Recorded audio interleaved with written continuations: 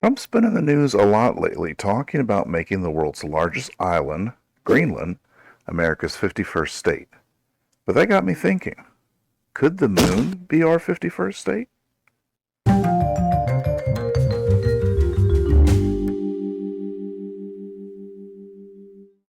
Welcome back, everyone.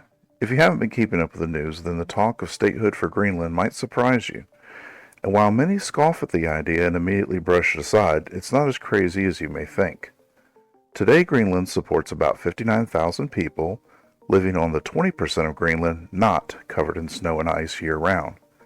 Their main source of income is, not surprisingly, from fishing. But the people of Greenland are hungry for more. You see, Greenland is not a country.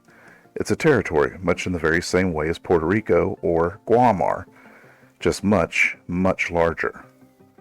But instead of being a U.S. territory, Greenland is autonomous, or self-ruled, and under the control of the Kingdom of Denmark. On Christmas Day, Trump had this to say to Greenland, quote, "To the people of Greenland, which is needed by the United States for national security purposes and who want the U.S. to be there, and we will," end quote. Trump is appealing to the people of Greenland who may still remember that America liberated Greenland from Nazi control during World War II. It's also in Denmark's arrangement with Greenland for the island's autonomy that they aren't bound to Denmark forcibly, and they do have the freedom to leave. Also, recent polls have shown that about two-thirds of Greenland's citizens want independence from Denmark, so the question is, could it happen? Interestingly, there is no minimum population requirement for statehood, though the figure of 60,000 is what I was taught in school. It's merely a tradition that's been followed since the Northwest Ordinance of 1787. There is no actual constitutional population requirement, nor is there any requirement that a state must first be a territory for any set number of years, or any length of time for that matter. And Congress only requires a simple majority for statehood, so Republicans controlling Congress makes that seem fairly likely. So what is the holdup? Well, there's the little matter of Denmark.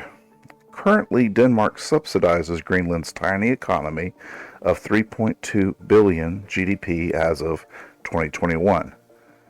Now, for comparison, Vermont is the U.S. state with the smallest GDP at 37 billion in the same year, so about 10 times as much. So perhaps Denmark does want to offload this burden on someone else, but it's never a good negotiating tactic to show your hand. Even if the Danish people are tired of supporting Greenland, it makes sense that acting uninterested in Trump's offer is like the best way to go. So, well, then there's the other matter of Greenland's local government, who are opposed because obviously they don't want to lose their jobs. But if the people of Greenland are open to the idea, then their leaders can only hold out for so long. All that is to say, I don't think it's very likely to happen, but it's not nearly as impossible as some say. It could very well happen. After all, Greenland is part of North America, and though two-dimensional maps make it seem very much out of the way, in the real world you can draw a straight line through it from the US to Europe. Okay, so enough about Greenland. What about the moon? Could it become part of the US? Well, ChatGPT doesn't seem to think so. Ask it this question and it tells you no. The moon belongs to all of humanity, then predictably mentions the Outer Space Treaty of 1967, which has already been violated more times than I realized before making this video.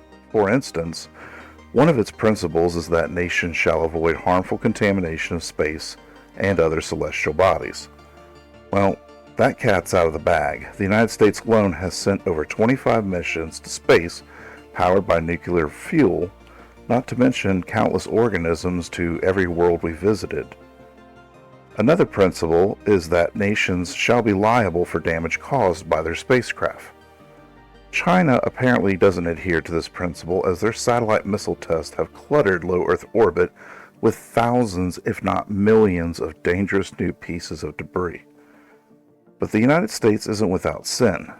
They detonated the most infamous nuclear weapon test in space, called Starfish Prime, just 5 years before signing the treaty which forbids nations from placing nuclear weapons in orbit or on other worlds. It would be one of 5 known tests in space for the United States, but there have been at least a dozen such tests in space from nations that have signed the Outer Space Treaty. But one principle runs in direct opposition to our hopes of nations on Mars or statehood for the moon. Outer space is not subject to national appropriation by claim of sovereignty, by means or use of occupation, or by any other means. Now, this is the big one, the one everyone thinks about when discussing ownership of outer space, but let's take a closer look at it. Outer space can't be claimed by a nation. Okay, that makes sense, and so far only one nation has violated this principle that I know of. In September 2020, the head of the Russian space agency claimed that Venus was a Russian planet due to the former Soviet Union's successful landing on its surface. And yes, Russia did sign the Outer Space Treaty. Look, there's some debate among legal experts over whether or not any other means covers private ventures and future declarations of colonial independence, but the problem with treaties like these is that they only have, they have no means of being enforced, rather. The United Nations, after all, has no standing military of its own. It relies on the United States and other countries to enforce its will.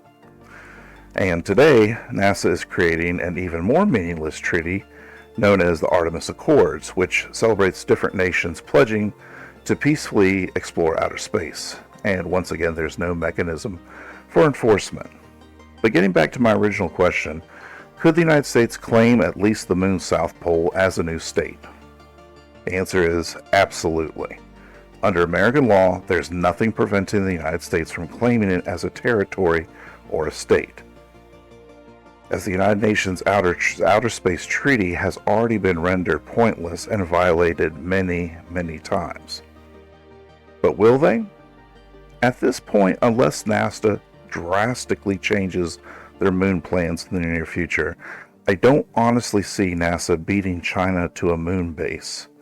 Currently, all NASA's energies are being directed towards scarce Artemis landings once every 3 years and the Gateway space station in lunar orbit.